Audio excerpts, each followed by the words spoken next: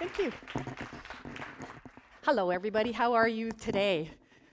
Excellent, good. I'm so used to seeing eye contact, and I can't really see any eyes, so I will try to make eye contact as best possible.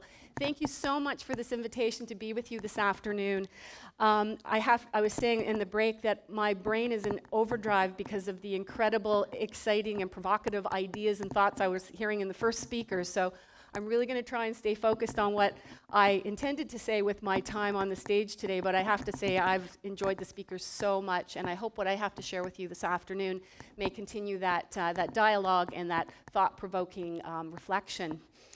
I was driving home the other day from work, and needless to say, the drives home from work in the past week or two have been a lot longer than they usually are, and I was listening to CBC, which I listen to, and I caught the tail end of a story that had been played the day before, and they were getting feedback about the story they had played the day before. And I thought, oh, what are they talking about? And the question of the day had been, should 16-year-olds be provided with the vote? And this was the feedback coming in from that. So I don't know what had initiated that question, whether it was what was happening in the UK, and I know New Brunswick is having that conversation as well. But I was absolutely amazed by the emails, the tweets, the voicemails that came in. They're absolutely polarized. There was one group of listeners who came saying, absolutely not. How could 16-year-olds have any life experience? How could they have any knowledge? Why would we give them the vote when they can't even get up in the morning and go to school on their own? And then you had the other perspective, which was absolutely, 16-year-olds can drive, they can have a job, they can live independently, they can make a decision to leave school and live an independent life, they can sign up for the reserves and be part of our armed forces, of course. So as I was driving, I was thinking, wow, I can't believe how polarized this is. There was absolutely nothing in the middle. But as I drove along, and needless to say, I was thinking about what am I going to say at this TEDx talk. I thought, why are we spending any time talking about what young people cannot do or should not be doing? We should be spending all of our time, and we should be investing in nurturing the potential that every young person comes into this world with. So I started to ruminate on that theme a little bit. And I want to say before I go any further, what's a young person? So for the context of this conversation, I'd like to suggest that a young person is anybody who is younger than me, if you're okay with that, but really anybody who is younger than you. And so for the oldsters in the audience, that means that as we get older, there are more and more people that we may want to consider how can we spend some time, how we can invest our time in helping nurture the potential of young people. When this clock is going backwards, right? All right, thank you. When people get passionate about something, and I think we've seen an incredible amount of passion so far this afternoon, it's usually because something has happened in their personal life to make them feel strongly about something. And I'd like to share two quick stories about why I feel so passionate, both individually and then professionally, in terms of the potential of young people for today and for tomorrow. When I grew up in Toronto in the suburbs, and I had a very happy, fine childhood. I wanted to be a veterinarian, lived in the city, so I spent every waking moment on holidays that I could on my uncle's farm in southwest Ontario. From the time I was 10 years old, so I was a 10-year-old girl, living in Toronto, traveling to southwest Ontario, where values and traditions are very, very traditional. My uncle, he really broke all the boundaries, and he helped me, as a 10, 11-year-old girl, learn to be a farmer. He helped me learn about animals, the care of animals, the husbandry, birthing, death of animals, livestock that were his livelihood. He taught me how to drive, and I'll say it, I was driving a tractor at the age of 12 years of age. I was hauling wagons, I was mowing hay at 12, and that continued until I was in my university years. And when I look back on, why do I feel passionate about investing in young people, I can look in one particular case to my uncle, who he didn't look at me as a girl or a boy. I was his hired hand, and so he got some cheap labor out of me. But other than that, he taught me all these incredible skills to take responsibility, to care for animals. He paid me a little bit of money, and chances are, and he didn't get in the way. He wasn't standing over me saying, that's wrong, do it this way.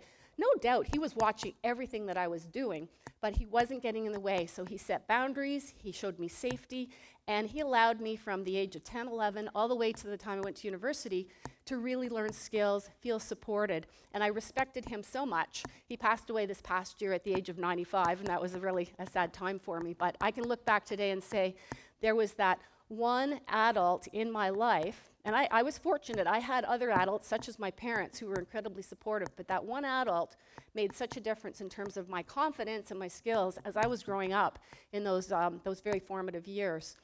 And before I move on to the next example, as we're moving through this dialogue, I would welcome the opportunity for you to just sort of be thinking along with me and think back to your own younger years, whatever those may be, and just think about, were there one adult, maybe a non-family member, maybe a coach, maybe someone in your church, in your school, that you can look back to and say, you know what, I remember them spending a little extra time with me, and I can look back to them and think they made a difference in my life, because that's a little bit of the theme that I want to carry on. Fast forward, I graduated from university. I didn't become a veterinarian, obviously, but I headed out to Alberta after university, and I was far away from home. I played sports, I wasn't playing sports, I was unemployed, my family, my mom, they were all back in Ontario, and I felt really alone. So I walked into the local YMCA, and I signed up to take a course, a skill course to be a fitness leader, and then I became a volunteer at that organization. And then the manager of the day at that local YMCA, I got to know him, and he said, you know what? I think that you might have some skills. You might have some leadership skills, so why don't you apply for this job? And it was a job teaching children swimming lessons, women's fitness, everything. It was a real mixed bag. And I had always wanted to be a veterinarian, so I really didn't have a lot of experience in that. But that leader saw something in me that I did not see myself.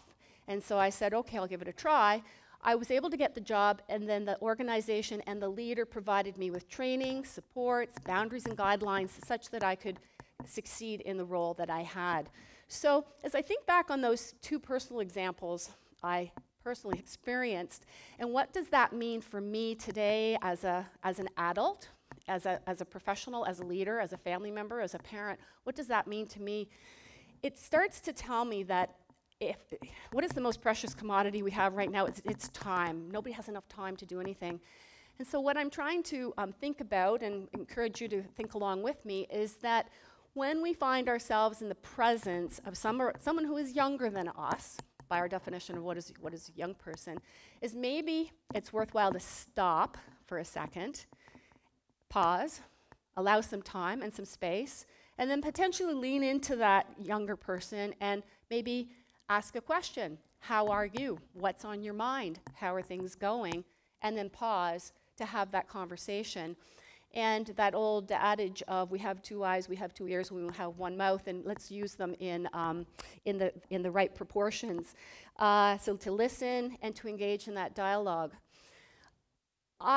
Moving into my professional realm as a leader with the YMCA, I really believe that this notion of pausing, leaning in to young people, providing the time to listen, open-ended questions without judgment, and then how can I help, is really, really a magical thing that I know I can do as a leader.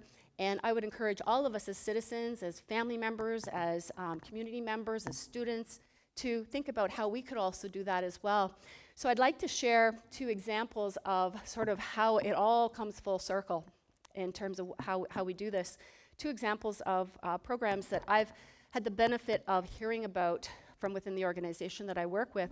And it's how, if we all pull together, amazing things can happen. So the YMCA has the opportunity to partner with our public sector, with different levels of government, where the government will provide funding for programs. The YMCA will recruit and hire and train and supervise incredible, dynamic leaders, youth work leaders, to come together with our our program participants. And for over 25 years, we've had a focus on working with young people who are new to Canada, who have come to Canada from all over the world, from a wide variety of different backgrounds. And what some of the young people coming to Canada, the life experience they have had even before they land on Canadian soils is unbelievable in terms of their demonstrated resiliency of what they have experienced, whether it's war, whether it's violence, whether it's family separation, whether it's barriers, racism, poverty, a wide variety of different experiences. And they come to our country and they come to Nova Scotia, and the magic of when, again, organizations such as the one I'm very proud of, and many, many, many other community-based organizations working together with the help of public sector funding, hiring and recruiting incredible volunteers and staff to work with our constituents and our program participants, it's truly, truly magical. And the story that I love so much is that we do a wide variety of different programs to help with language, with school, with all kinds of integration into our schools in Nova Scotia. But a couple years ago, the leaders group, the young folks from our YMCA Immigrant Center, they pulled together a group of students, and they all got t-shirts, and they manned one of the water stations at the Blue Nose Marathon. For those of you that know it, it's an amazing event. And that group of young people who have a lot of things that they're working on in terms of school, in terms of family, in terms of careers, in terms of jobs, they found time in their life, because of this support network that was surrounding them, to reach out on a weekend and volunteer and be part of making that day incredible. And that group of young people, they won the most enthusiastic and most supportive water station. So that's just one example of how we can all contribute in whatever way we can. We can't do it alone. None of us can do it alone. But at the end of the day, there's this incredible, enthusiastic group of young people from all over the world handing out water, smiles, high fives. And since that time, a couple of our groups have been so motivated by what they've seen, they've started to do the run themselves, so they're getting into physical activity.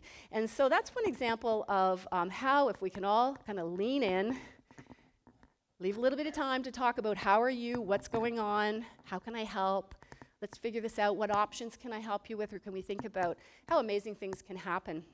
One other story before I kind of wrap up to my conclusion is, again, many, many years ago, we had an outdoor center where a youth group was coming to an outdoor center where we had the really cool zip line, adventure, go high in the trees, swing like Tarzan, that sort of thing. And there was one young man who was in a wheelchair, and because it's rough terrain, his family weren't sure if he could attend. And so basically we suggested, well, if parents, if you could come along, then that would provide the extra hands to help him on the rough terrain. So the group came, and this would be a sort of an adolescent group of 11, 12, 13-year-olds. And they came, and they all came, and they did their outdoor activities. And the highlight of this trip is to go up, put on the harness, all very safe and all very controlled, go on the harness, go up top, hook on, and then go down a zip line.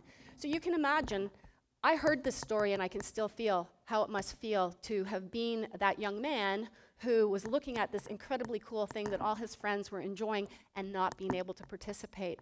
So one of the young leaders, the counselors who were trained in all of this, they observed this and they thought, went and had a quiet conversation with the parents. And as parents, you can imagine how difficult it must be because you want your child to participate, and at the same time, you can't see how it's possible. So between them all, between the parents saying, yeah, let's try, between the trained, certified leaders, they figured out how they could very easily, in fact, hook this young man into the harness, just like everybody else, because everybody else gets hoisted up to the top. And he went up and he went down the zip line. And from what I heard from those that were there wasn't a dry eye in that group of 11, 12, 13, 14-year-old young people who were so thrilled because that short opportunity for their friend and their classmate who was able to have that adventure. So those would be two examples that I know of that I hope illustrate the magic that can happen in bringing the potential out of young people who have so many different backgrounds, so many different life experiences. to bring and nurture that potential so that they can be successful in whatever they want to do, and they can be successful in contributing to our community, to our families, to our schools, to our neighborhoods as they grow up and flourish. I can see I'm a little bit slow on my slides here. Just a few examples of some of the faces. So if I think about this topic and how I hope I can make a difference, just sort of recapping, there seems to be never enough time for anything, but if there was one thing that I hope I can give time for, it's the stopping, looking around. Am I in the presence of someone who is younger than me? Can I have time for conversation? And how are you? How are you doing? What's going on? Is there any way that I can help? And then, to step a little bit further in and say, is there something that we can do together? And the other part of this is that I can't make any promises that you will ever know what impact you actually had on that other person in that situation. But I feel so strongly by the stories and testimonials I get to hear, that I get to see.